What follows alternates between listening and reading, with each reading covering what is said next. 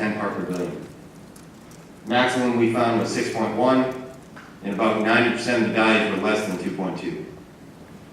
We did not find a relationship between the MCHM level in hot water and tap water and the MCHM level in the faucet inside the house. So there is no glaring relationship there.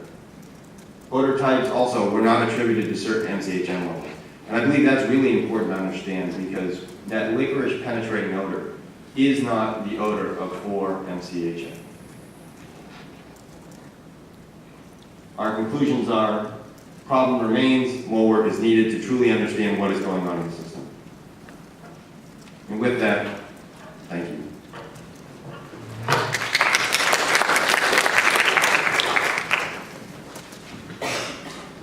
Thank you, Dr. Welton. A lot of very interesting information, and I hope that that is going to help the citizens of West Virginia gain a feeling of some comfort. At least we are starting to get some real hard data within people's homes. With that, I am going to call upon Dr. Andy Eaton and Chuck Neslin from Eurofin Labs. They're going to talk to you about the MCHM analyses, as Andy Welton indicated. The chemists have been chasing these values lower and lower. That's the way science works, and because of the low concentrations, we have more information. No longer reporting below detection limit, we're reporting very low levels. So with that, Dr. Eaton.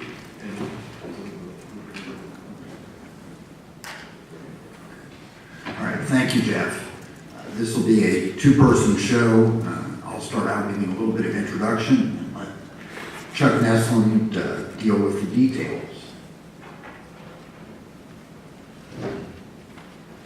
So just brief introductions. I'm Andy Eaton, Technical Director of our California laboratory. Chuck is the Technical Director of our laboratory in Pennsylvania. And we basically worked on TOC and some of the quality assurance and analytical program management.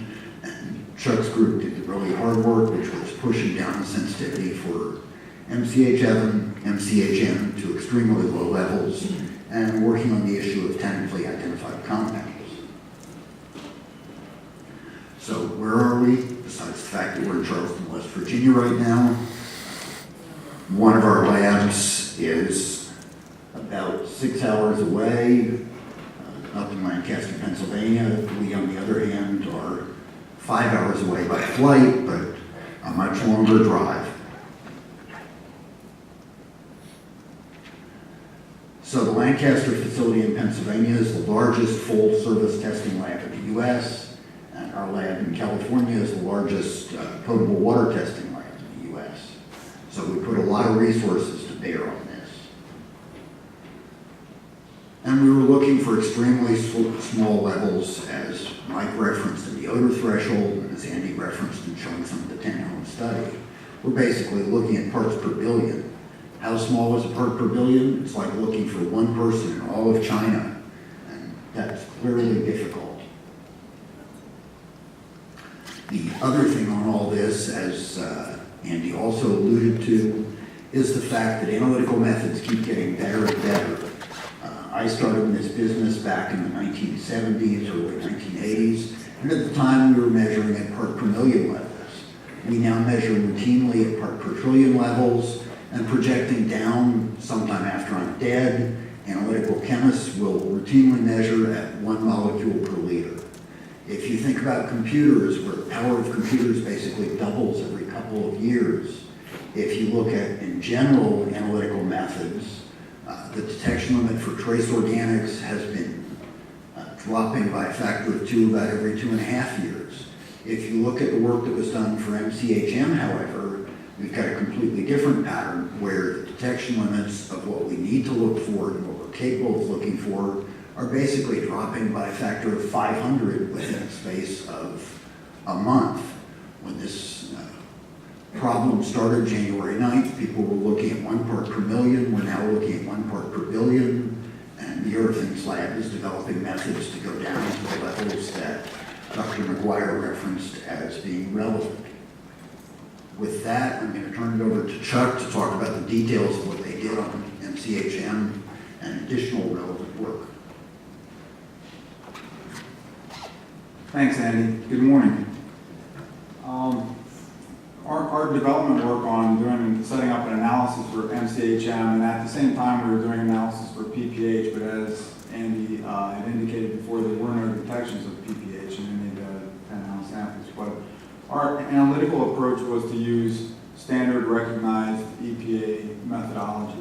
So we used EPA method 3510, which is an extraction technique that uses an organic solvent to remove other organics from a water sample into that solvent so that we can then do further analysis.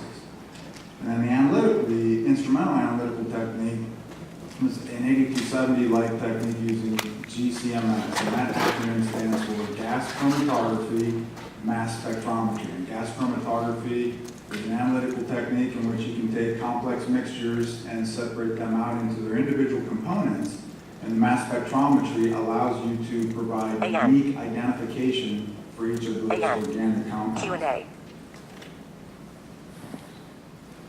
So this graphic, the purpose here is to show you that we had worked to optimize our analytical technique to get down to a low detection limit, a low analysis level, so that we could hopefully see any MCHM that might be present. And we were able to achieve an MRL minimum reporting limit of 1 part per billion with a detection limit of 0.5 parts per billion. And this graphic is what we chemistry nerds that do the chromatography work call it a chromatogram, and this is what we look at all day. And this is just to demonstrate to you that with our low-level standard, which is the limit of quantitation, this is the good sensitivity that we're seeing. These two peaks represent the 4 MCHM. So we've got a good picture there to look at every time we're analyzing a water sample. Just very brief, not to bore you with this, and if you start rolling your eyes, I recognize that look. My wife and kids give that to me all the time when I start to explain to them about the work that I do.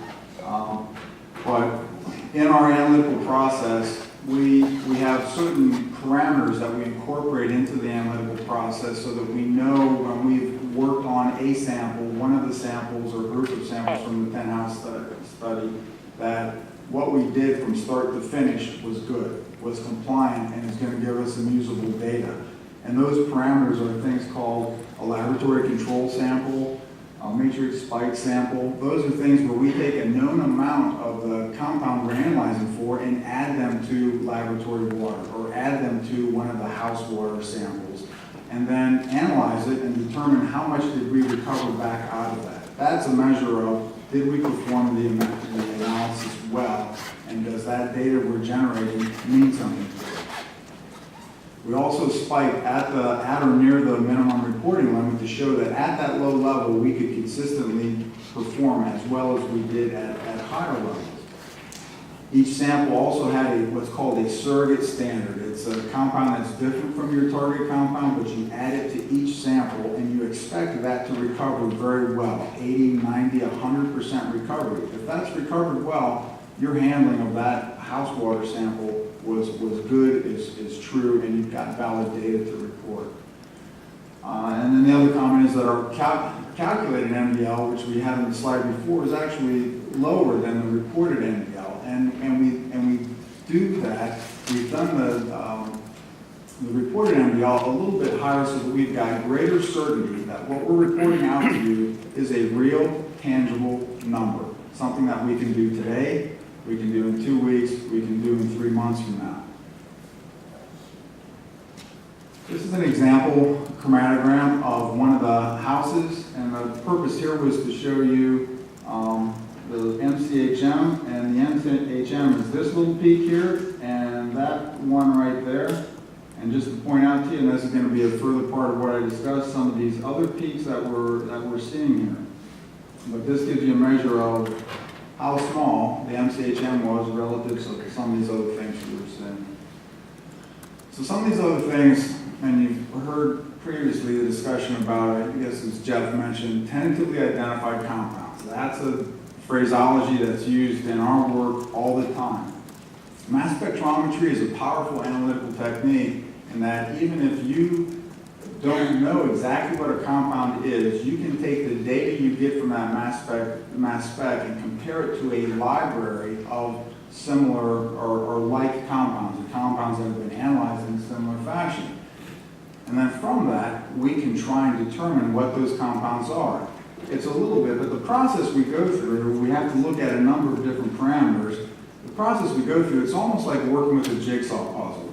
Jigsaw puzzle, you've got this big pile of all these pieces over here, and they look sort of similar, but they're all a little bit different. And so you're measuring up the different pieces and trying to fit them in to see if that's the right one. You've identified the correct one for that next spot. And with these library searches, we're trying to match up these organic compounds to things that are in the library. And not all the matches are exactly right. So that's why we call it tentative. It's close, but it's not exactly that compound.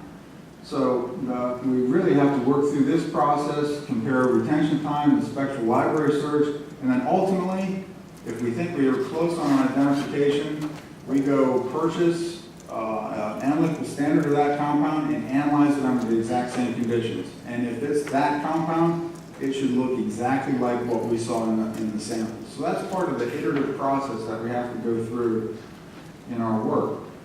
Now here's a chromatogram that has a couple different things to show you here. Is that we've got arrows pointing to a number of the tentatively identified compounds that we were looking to try and identify. And also this here, this large arrow for MCHM, those peaks are right down there. So again, to show you that the MCHM was pretty small relative to some of these tentatively identified compounds. We got this one big guy over here. This, I don't know if you can pick this up that well from where you are, but this chromatogram actually is an overlay of the chromatograms from 4 different house samples. And the purpose here is to show you that we were seeing the same kind of pattern in all the samples that we were analyzing. This large peak, and then this cluster of these other unknown peaks in our analysis. There's the arrow. So, with those peaks, we decided to do a couple of things. Because our experience with seeing and observing these peaks were primarily from all the samples from the 10 house studies. So we asked the National Guard to go and collect, if they could collect some additional samples for us so we could do a small experiment. And that was, can we get a sample up above the spill, upriver, because that shouldn't have any MCHM contamination. Could we get something right at the influent of West Virginia American? That also might have a little MCHM, but theoretically hasn't been through the treatment process.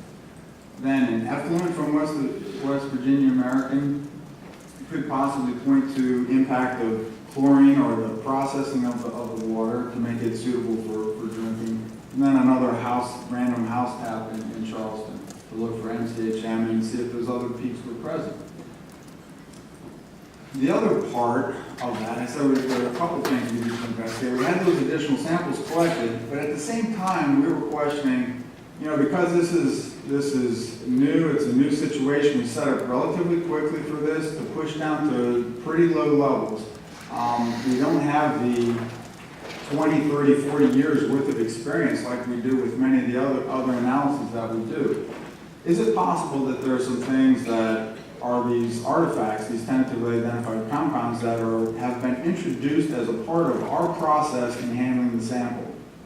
So one of the first things we did was we took a house sample and extracted it like we did all the other house samples, and then we took that same portion of house sample and didn't add our surrogate standards. I talked to you about the surrogate standards a few moments ago. We did not add those and took them through the process. And look at the difference between these two chromatograms.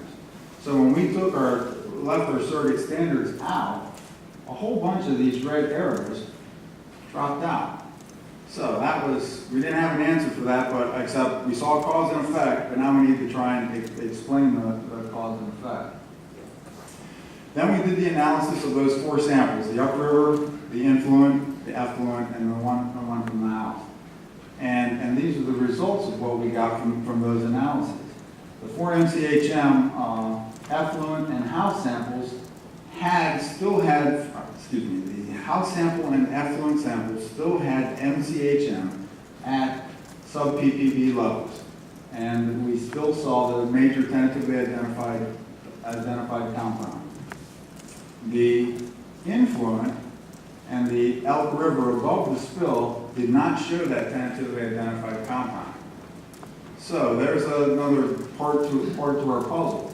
It also didn't show any 4-MCHM.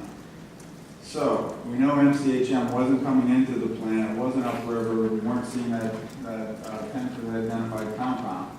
So that led us to think that the creation of this tentatively identified compound may have been related to or affiliated with the chlorination of the water.